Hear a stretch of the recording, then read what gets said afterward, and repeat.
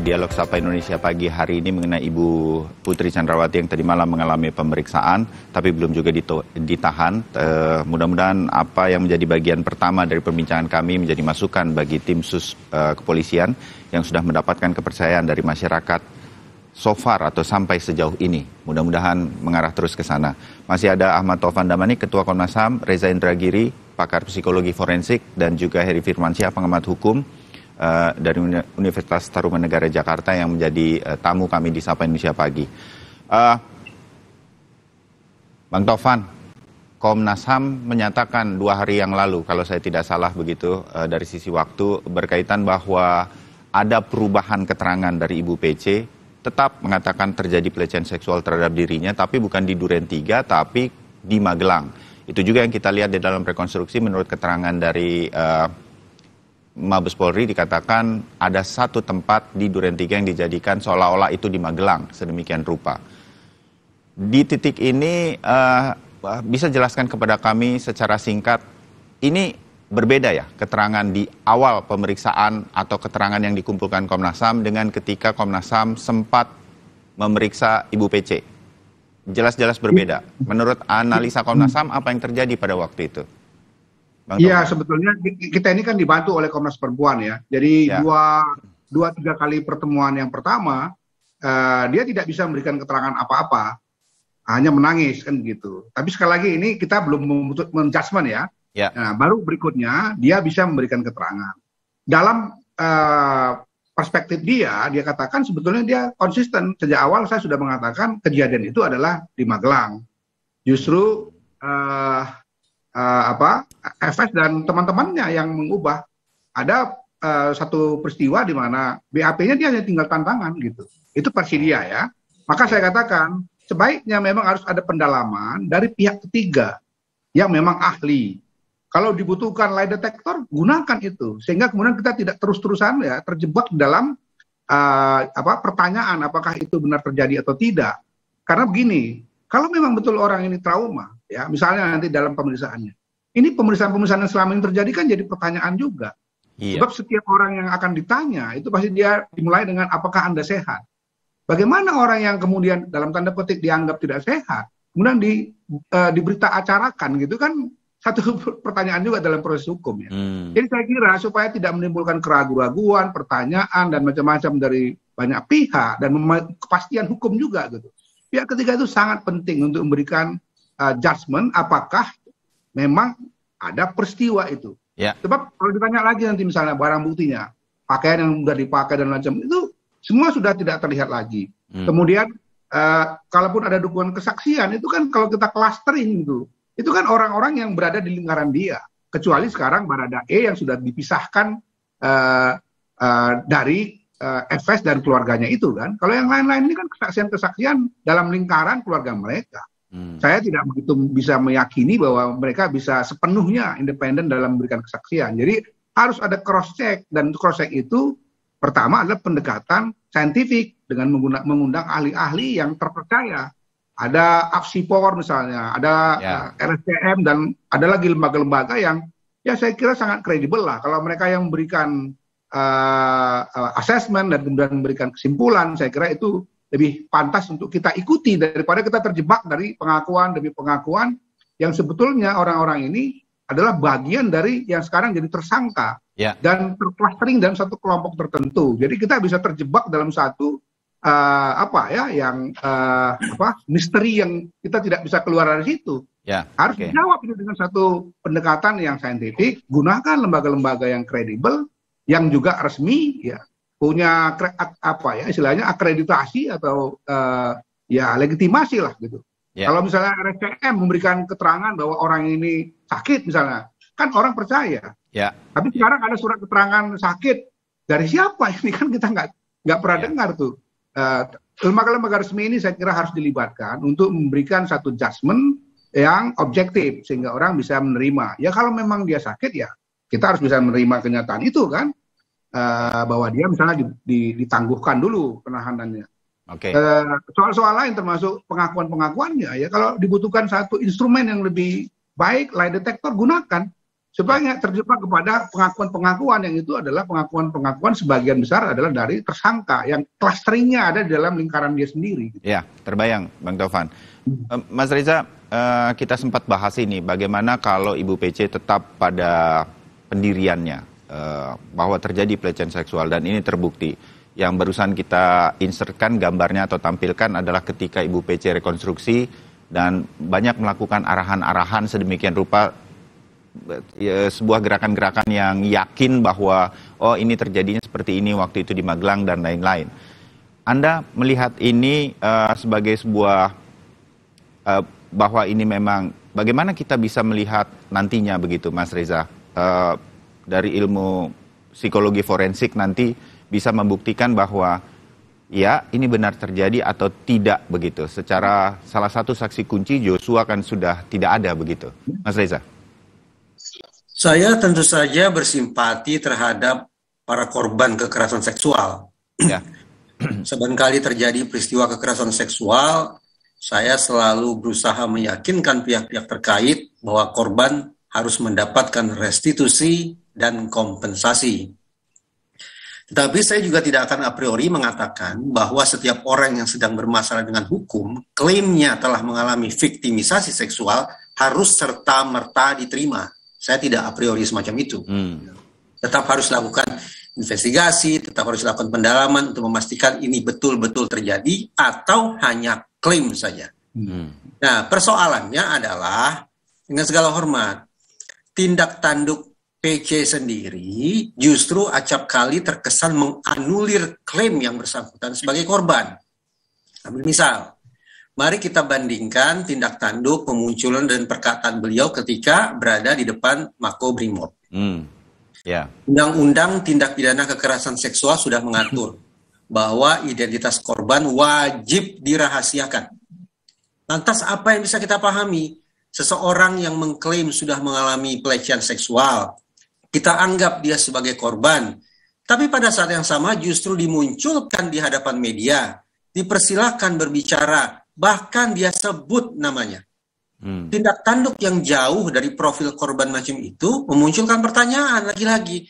Kenapa ada kesenjangan sedemikian rupa? Barangkali jawabannya adalah karena yang bersangkutan pada dasarnya tidak punya mindset sebagai korban. Kenapa tidak punya mindset sebagai korban? Ya barangkali karena yang bersangkutan pada dasarnya memang bukan korban. Itu kalau kita bandingkan tindak tanduk beliau dengan undang-undang TPKS. Pertama, biasanya korban jadi korban pelecehan seksual atau pemerkosaan sulit untuk tampil di depan publik. Begitu menurut Anda? Poin yang kedua, mari kita bandingkan tindak tanduk PC dengan temuan para ilmuwan terkait dengan kondisi psikologis para korban kekerasan seksual.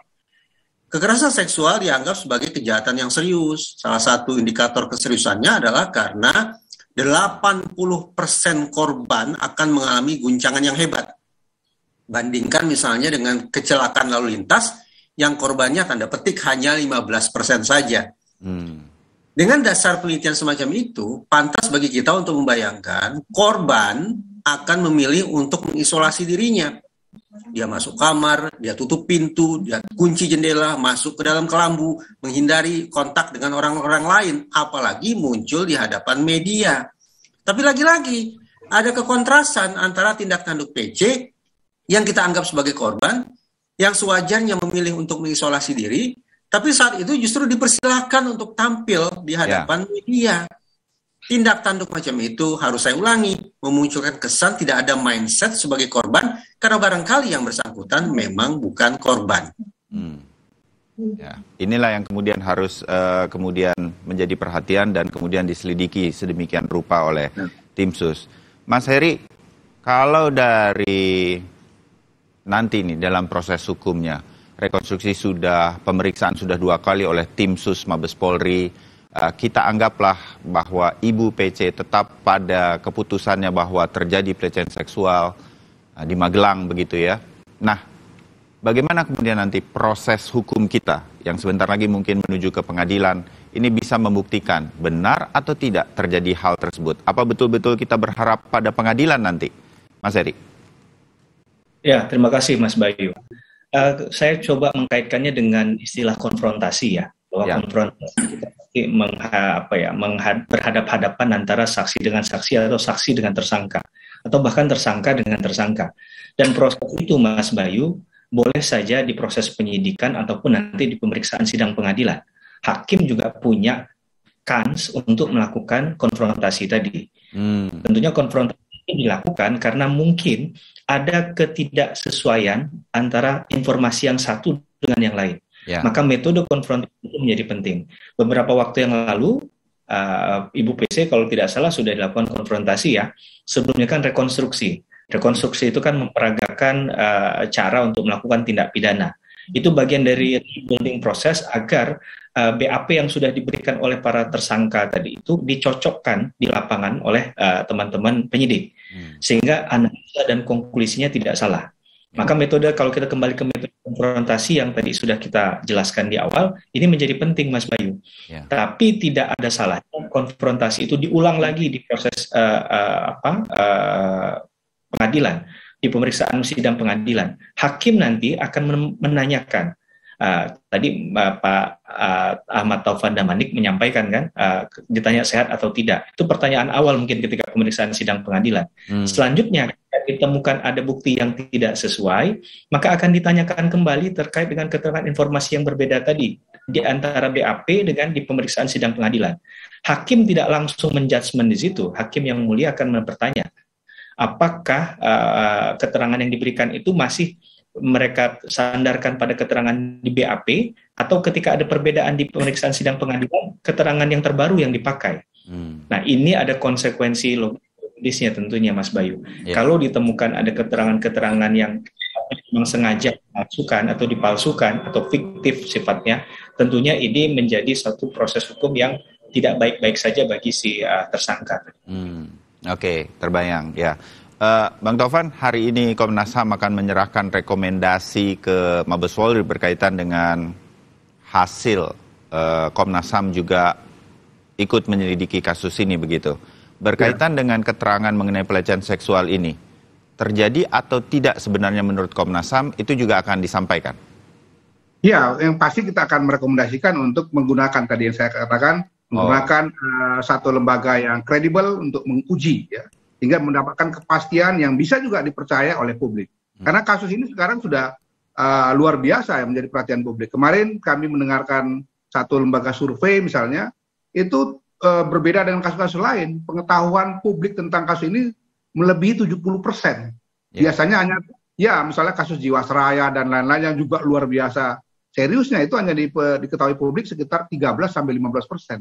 Jadi artinya, opini publik, walaupun hakim nanti bukan bergantung pada itu, opini publik oleh pihak kepolisian juga harus diperhatikan supaya rasa keadilan masyarakat selain korban itu juga betul-betul menjadi pertimbangan.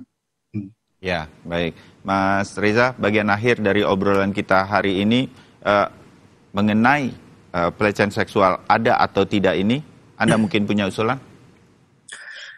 Sangat penting bagi pihak kepolisian untuk menginvestigasi kemungkinan terjadinya pelecehan seksual, baik itu di Duren 3 maupun di Magelang. Namun persoalannya adalah andaikan memang terjadi pelecehan seksual itu, maka pelakunya siapa, korbannya siapa. Tidak patut bagi kita untuk a priori, misalnya dengan membabi buta menggunakan teori relasi kuasa untuk mengatakan dalam peristiwa kekerasan seksual pasti laki-laki sebagai pelakunya dan perempuan pasti korbannya. Mari kita konsekuen. Kalau kita terapkan relasi kuasa, silakan kita takar. Baik itu di Duren 3 maupun di Magelang, yang notabene merupakan rumah komandan, kira-kira siapa yang dominan, siapa yang submisif, siapa yang berkuasa, siapa yang dikuasai, siapa yang superior, dan siapa yang inferior. Hitung-hitungan di atas kertas, menurut saya, sekali lagi, andaikan diterapkan teori relasi kuasa, tampaknya Brigadir Y bukanlah pihak yang dominan, bukanlah pihak yang berkuasa, bukanlah pihak yang superior, bukanlah pihak yang memenuhi profil sebagai pelaku kekerasan seksual. Tentu tetap harus diuji oleh kepolisian. Oke. Mas Heri, kasus ini dari tembak-menembak antar polisi ternyata kemudian menjadi, kita menyebutnya sekarang menjadi pembunuhan berencana terhadap Brigadir Joshua. Satu hal. Motif, satu hal lah. Banyak yang mengatakan motif sudah tidak terlalu penting walaupun ditunggu oleh publik, ingin tahu persis seperti apa, mungkin nanti akan di pengadilan. Tapi ada atau tidaknya pelecehan seksual ini juga menjadi penting sebelum ke pengadilan. Kalau bisa ini bisa dilakukan. Menurut Anda ini menjadi PR bagi tim sus untuk segera bisa mengungkap ada atau tidak pelecehan seksual ini terhadap Ibu PC, Mas Erik? Saya sepakat ya, Mas Bayu ya, karena mungkin ini adalah titik awal ketika kasus ini ke publik ya. Maka ini clean and clear dulu di ranah penyidikan agar mohon maaf tadi ada kepastian hukum bagi para pihak. Terlebih tadi sekali lagi dengan segala rasa hormat saya, almarhum Brigadir J ini kan tidak punya kesempatan untuk membuktikan bela diri apakah benar atau tidak persoalan itu. Tapi ini menjadi suatu hal yang akan ditanggung sampai seumur hidup bahkan ke depan. Maka ini perlu untuk pemulihan hak-haknya jika memang tidak ada. Tapi jika memang ada, maka ini pun harus disampaikan ke publik. Agar sekali lagi, ini bukan hanya menjaga satu pihak, tapi kedua belah pihak, begitu ya. Karena dalam konteks terjadi satu tindak pidana, Mas Bayu, bukan hanya ada tersangka, tapi juga korban. Sayangnya hukum acara pidana kita, kalau kita perhatikan pasal yang terkait dengan pemenuhan hak terhadap korban itu jarang sekali, Mas Bayu. Mungkin hanya satu pasal yang ganti kerugian saja. Di pasal 98 kalau saya nggak salah di KUHP. Tapi selebihnya itu hak-hak tersangka. Nah ini yang perlu kita sampaikan bahwa ada keadilan dari korban yang perlu untuk diperjuangkan. Kalau memang tadi proses itu tidak pernah ada, perbuatan itu tidak pernah ada, sampaikan ke publik. Agar korban dan juga keluarga korban ini menerima dengan berbesar hati apapun proses yang terjadi di ujungnya. Tapi tentunya keadilan yang diminta adalah keadilan yang tidak hanya prosedural, tapi keadilan substantif. Maka perlu tadi Mas Bayu sekali lagi terkait dengan proses tadi itu harus terbuka dan dibuka dengan oleh penyidik khususnya oleh tim khusus tadi. Ya, kita berharap pada tim penyidik selama ini sudah cukup transparan, bahkan rekonstruksinya juga mungkin dalam sejarah sangat transparan, mengundang berbagai pihak dalam pemeriksaan Ibu PC, saksi mahkota ini, yang juga istri seorang Ferdi Sambo yang sempat berkuasa sedemikian rupa di Kepolisian Republik Indonesia. Tim sus juga bisa mengungkap ini dengan sejelas-jelasnya. Terima kasih untuk diskusi kita pagi hari ini. Mas Reza, Mang Taufan, dan juga Mas Heri, sampai ketemu di diskusi yang lain. Salam sehat untuk. Terima kasih. Terima kasih Mas Bayu. Ya, Mas Bayu, Assalamualaikum. Waalaikumsalam warahmatullahi wabarakatuh. Itu tadi perbincangan kami mengenai Ibu PC, sudah diperiksa, hadir dalam rekonstruksi, belum ditahan. Ini menjadi PR apa yang sebenarnya terjadi.